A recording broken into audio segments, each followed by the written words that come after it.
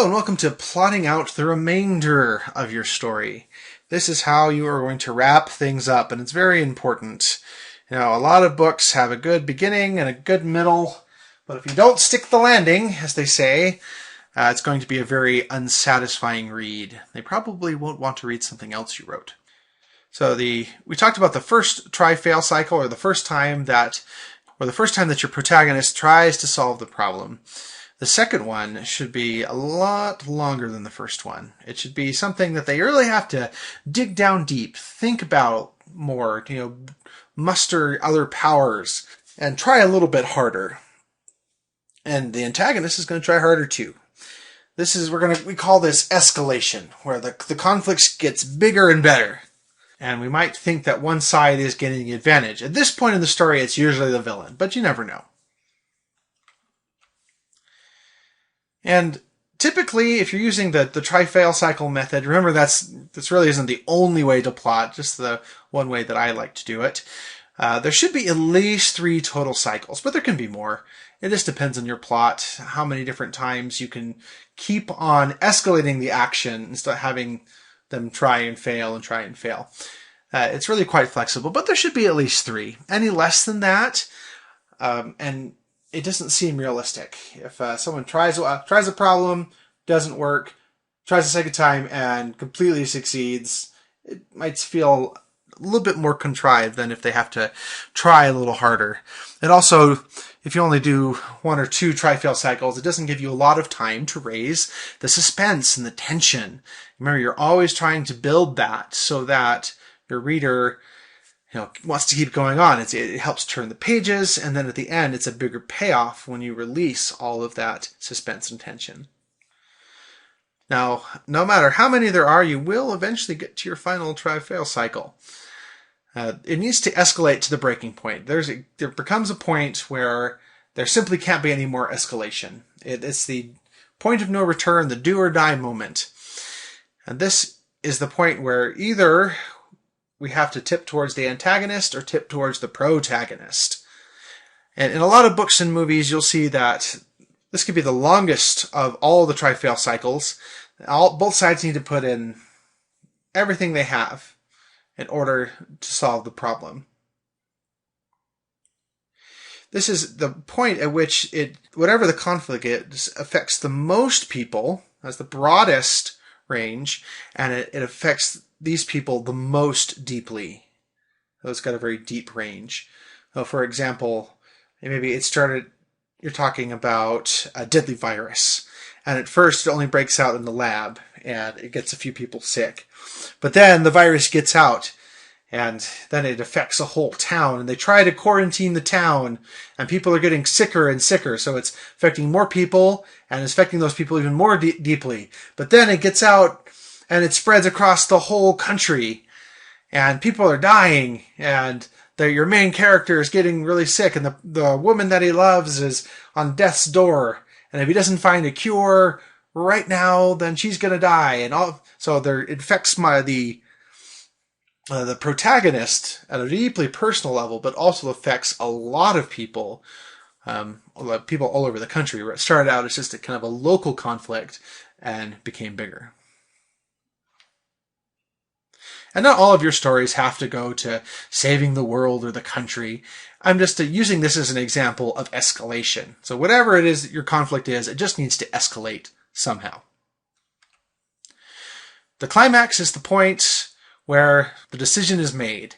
There's often what's called a reversal involved, either kind of a plot twist in which the antagonist appears to be winning. He or she is going to win. But then the protagonist turns the tables at the last minute. This is a very common device in books and movies. It's the point of highest tension and should be pretty near the end of your story.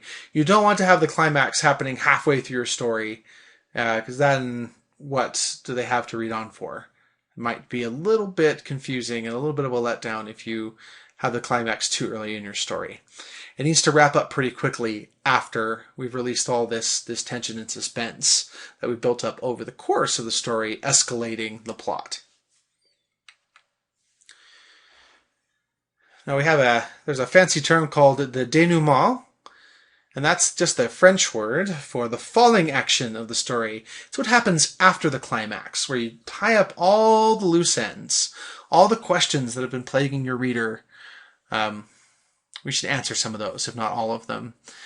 Got to relieve the stress or the pressure. Okay, so we had this big conflict. But there's this virus loose and everyone was going to die, but then he found the antidote and he saved his girlfriend and the vaccines are going out and people are getting better.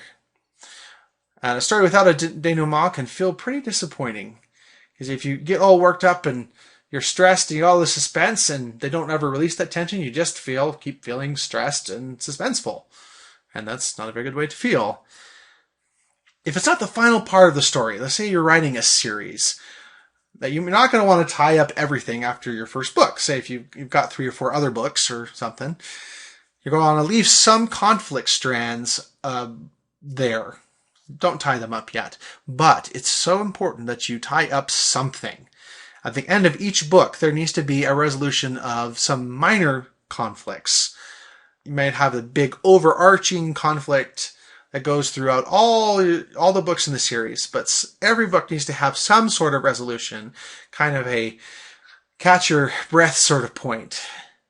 You're taking a breather here. You feel a little bit better because some things were resolved.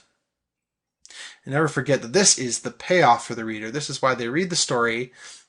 They want to figure out how the problem is going to be solved and what happens in the end.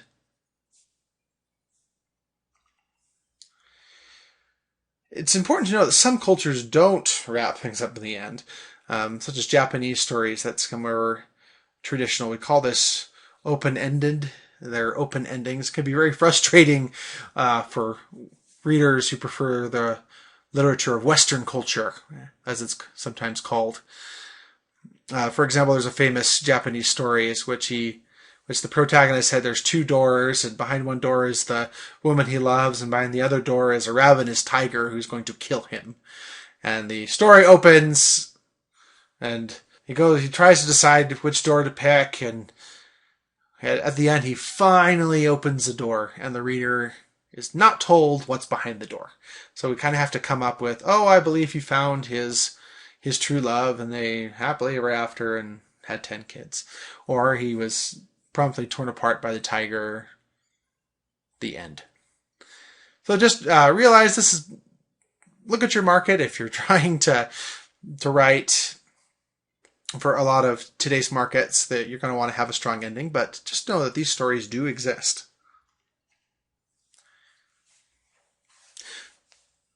Since ending is so important, we should talk a little bit about some things that you probably should think about including in your ending. We want to have something that shows just how much our characters have progressed.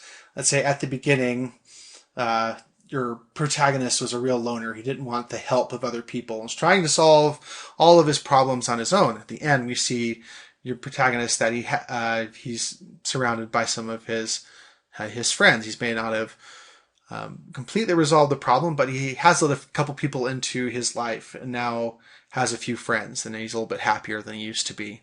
We witness the price of the victory and defeat. You see, we recognize the characters that died along the way, if that happened, or the price that the town had to pay, or just whatever it is that you kind of get an idea of what the aftermath was.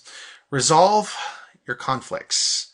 There can be many. There can be the big conflict. There can be romance conflicts. There can be other side conflicts, something that the character is struggling with that's not necessarily the main conflict of the story. And if the story continues, at least remember to resolve some conflicts so that you'll get some sort of sense of progression there. Tie up loose ends and answer questions, especially if it's the last part of your story. Don't leave any questions hanging. Your readers will not appreciate it. This is done. I always think of the TV series Lost. It raised so many questions. I think they try to be so mysterious. There were so many questions that by the end they decided, we got to make our final episodes, and they just didn't have the screen time enough to resolve all of the crazy questions that were raised during the series. So be sure you don't do that. And above all, reward the reader for reading. Put yourself in the reader's shoes and say, okay, what do I want to see at the end? What do I want to know about? Who do I want to know about? What would be the most rewarding thing for me to see after this story wraps up?